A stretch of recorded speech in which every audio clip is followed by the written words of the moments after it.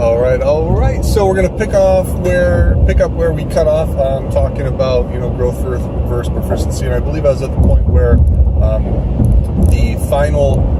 the formative assessments along the way. I've only given 2 or 3 of those. No quizzes, none of that stuff. Daily activities, yes. So those act as formative assessments, yet ungraded. They're more participation activities, like hey, let's struggle through this, let's play with this, let's bang it around first. And then formative assessments, reducing the number of those to only really 2 or 3 per class. That way we can devote the time to those and rework those, especially in my field of design, where design thinking, we are rapid prototyping, we are getting feedback from people, redesigning, revising, iterating, all that kind of good stuff, which I could say, I will argue, can work for almost every single subject, because design thinking as a process works across the board, but we'll save that for another day. So when I do give these formative assessments and I do grade them, I grade them appropriately. I grade them harshly. I grade them appropriately. Harshly might not be the best word. I grade them appropriately. I give the student the opportunity to fix them. So while the average grade is probably a C on a formative assessment, those students who want to put forth the effort, who want to do better than that, have the opportunity to do so.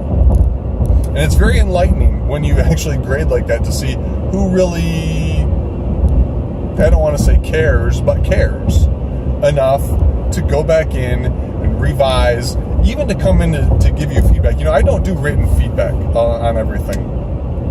I don't believe that providing written feedback on an assignment does anybody any good. What I believe in is 360-degree feedback, which means that you're giving feedback throughout the entire process, and I do that one-on-one by walking through the groups, or walking through the students as they work on stuff, by putting them in groups to get feedback from each other, by putting things on the board to talk about them in groups.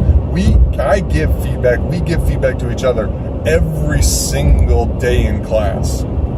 So for me to come at the end of a formative assessment and say, hey, this is wrong, I do that on a very high level, but I don't get into specifics. If somebody cares enough to do better and to rework their assignment, I ask that they come speak to me. We sit down and we look at what they're doing and we talk about it, because that's the only way to give real feedback, right? Feedback is a communication back and forth process. Feedback is not a one-way street. Just like communication is not a one-way street. In order for me to truly give you good feedback, I have to be able to ask you questions and kind of get your own, where you're at, where your position is with some things as well.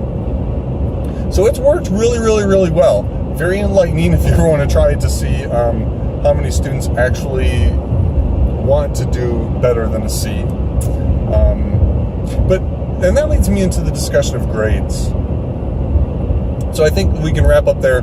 Formative assessments, summative assessments, using them to measure growth as well as proficiency. I can go deeper if anybody cares to talk about it. But let's now talk about grades. And I'm going to stop this here so I can restart.